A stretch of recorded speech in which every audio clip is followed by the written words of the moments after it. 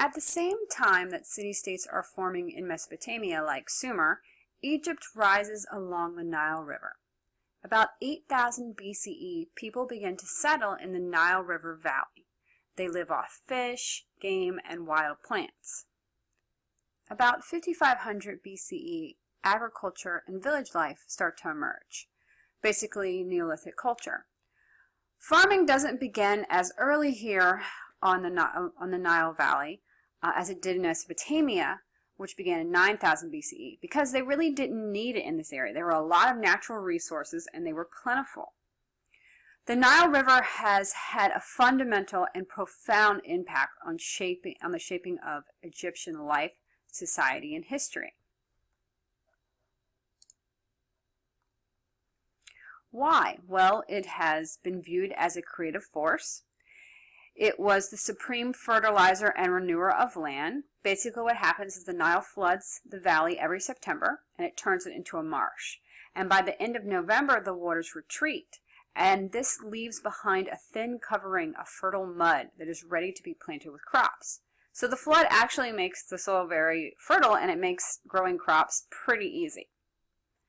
The people in this region were able to produce an annual surplus of crops, and so they were able to sustain a large and prosperous population. The Nile was also used as a highway to unite Egypt. The Nile easily united Egypt geographically. This region had very little need to go to other regions to get essential things that they needed. They had plenty of stone for architecture and sculpture. They had clay for pottery. They had gold for ornamentation. They got their copper from Sinai, which you can see on the map is right to the east. They got their timber from Lebanon, which is in the northeast, but they really didn't use a lot of timber anyway. Now, when we study Egypt, we basically base a lot of our knowledge on some writings, but mostly on archaeology. So Egypt archaeology is called Egyptology, which studies ancient Egypt culture from the 5th millennium BCE to the 4th century CE. The study of Egypt began with the Greeks. They're really the first ones who became interested in studying Egypt, ancient Egypt. Then Napoleon's scholars come in at the end of the 18th century, and of course it still continued today. The majority of archaeology done before the 1900s was pretty bad.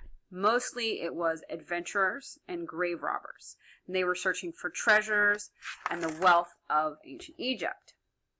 Now, even more serious archaeologists during that time and after brought their own prejudices to the study.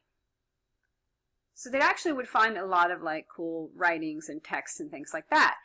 But they were rather scared of them. They believed that they were potent with magic, so they would usually destroy them. What we know about Egypt is that it is largely based on the exploration and exploitation of the dead. So basically, what we've done in Egyptian archaeology is that we dig up mummies and we put them on display.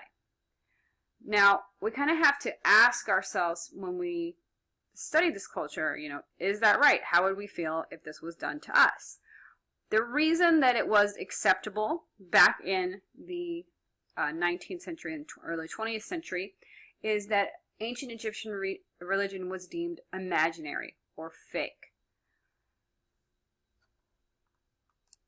Now we have to ask ourselves, how would we feel if somebody did that to our religion? If they thought that our religion was imaginary or fake and they completely disregard all of our ceremonies, all of our wishes, and put our bodies on display and stuff like that. Now that being said, we have learned a lot about ancient Egypt through the study of their dead. Egyptologists have separated Egyptian history into periods. We have the pre-dynastic period, which is the period when agriculture takes hold in Egypt. The study of ancient Egypt begins with these Neolithic cultures, and about 3500 BCE it evolves into several larger states or chiefdoms beginning in the lower Nile Valley.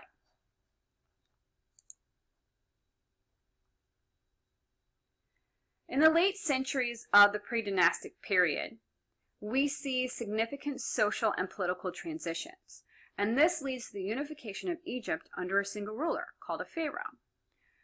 This new dimension of leadership emerged in Egypt. And basically, the pharaoh has all the political and religious control, and it's combined under this one role, this one job of a pharaoh.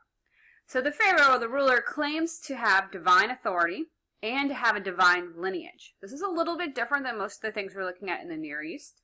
Usually they claim to have divine, like a divine blessing or divinely appointed. But here in ancient Egypt, they are claiming to have a divine lineage. So people believe that their pharaoh was the link between the gods and the universe. Subjects, so the people got protection from invaders and natural catastrophes like droughts and plagues.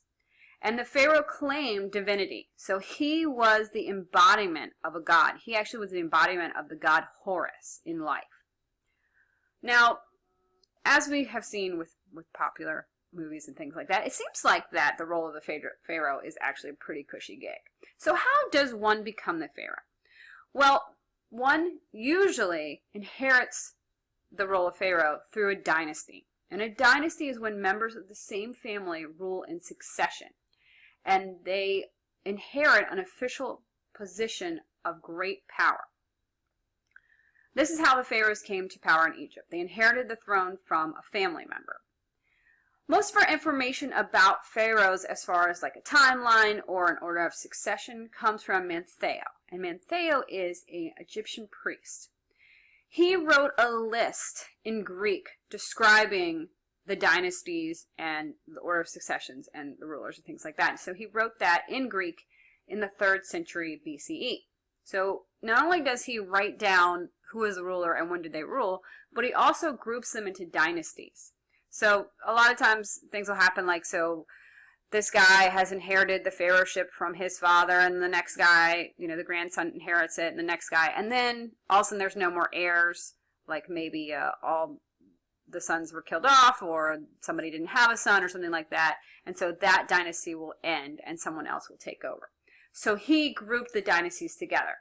He also included the links of each pharaoh's reign. Now, scholars don't like the dates. Today's scholars don't like the dates that Manetho gave because he based them off temple records and inscriptions. But his dynastic guide is still used today.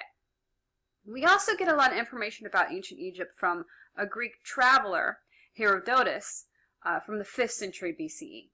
Now, his information is a little bit skewed. He brings in a different perspective because he is actually Greek. Manetho was Egyptian, but he wrote the list in Greek, whereas Herodotus actually is Greek. So he changes some of the names and things like that.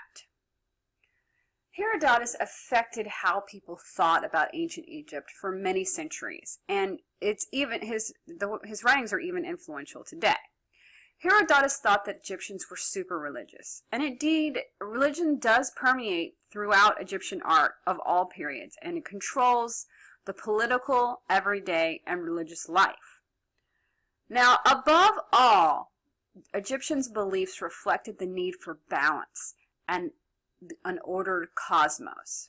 So star that in your notes. So they were really into balance and order. And they were also really into stability and permanence. Egyptians were polytheistic. They believed in lots of gods, but they, like the Near Easterns, some gods were mightier than others. Most have different forms and aspects. Their beliefs are complex and often contradictory, mostly because we don't fully understand them. Certain gods took different forms over time, and sometimes they were worshipped in different regions under different names. We saw that a little bit in the Near East with Inanna and Ishtar. Statues of gods were found in richly decorated temples attended to by priests who would clothe and provide fresh food for these gods. Because of the Nile's impact and that they were in an agriculturally based society, Egyptians rooted their beliefs in the environment. So their gods are going to be environmental gods. Some of the most powerful gods I have listed up here. Amun, the original god. He's the first sky god. Ra, sometimes called Re. He is the sun god associated or depicted as a cobra or beetle. Osiris, he is the god of fertility. He's associated with the Nile. He's the king of the dead. He is the one that weighs human hearts in order to determine if they have lived justly enough and if they deserve everlasting life. The Pharaoh actually becomes one with Osiris after death and rules the underworld. Now, he's actually pretty easy to recognize in art. He's often depicted in a human form wrapped in linen, sort of looking like a mummy, basically. Isis is Osiris's wife. She serves as a metaphor for fertility and motherhood. She is responsible for bringing Osiris back from the dead annually, just as the Nile floods. Osiris died, and when he was brought back to life, the land is rejuvenated. So they work with that metaphor. Horus is the son of Osiris and Isis. He has lots of different aspects. He's the lord of the sky. He's the symbol of divine kingship. He and the Pharaoh are one when the Pharaoh is alive on earth, making the Pharaoh the son of Osiris and an official god. So the Pharaoh is a living god. There are lots of different creation myths in ancient Egypt.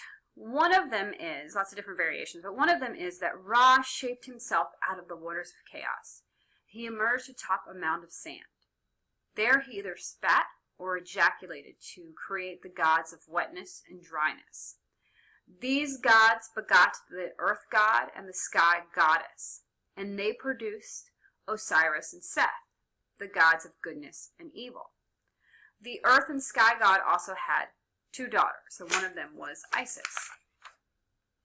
Isis became Osiris's wife, and Osiris became the Pharaoh of Egypt. Now Seth, his brother, who was the god of evil, was very jealous. So he kills Osiris, and he doesn't just kill him. He hacks him up into pieces and takes the throne. Isis and her sister gather all of Osiris's remains, and they bring him back to life.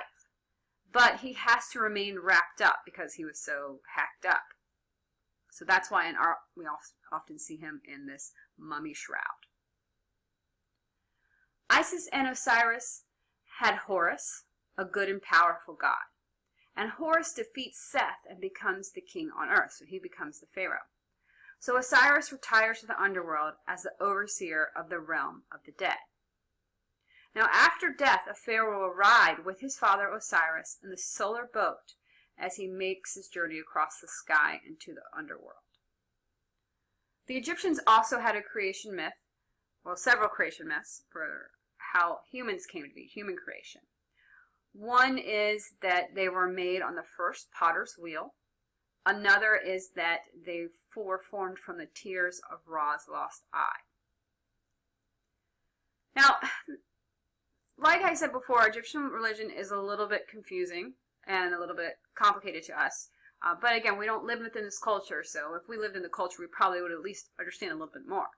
But Horus was the son of Osiris, and the Pharaoh is a living god on earth. So this means that the Pharaoh is not just a mediator, like we've seen before with like Hammurabi, where he's this mediator between the people and Shamash. Instead, the Pharaoh, who is the embodiment of Horus, is actually a god.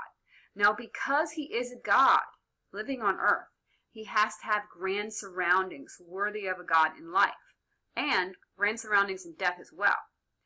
Pyramids and tombs will be built for him, especially in the Old Kingdom. The Pharaoh is really the focal point of religious and political life. He commanded wealth, power, resources, and all of the people of Egypt.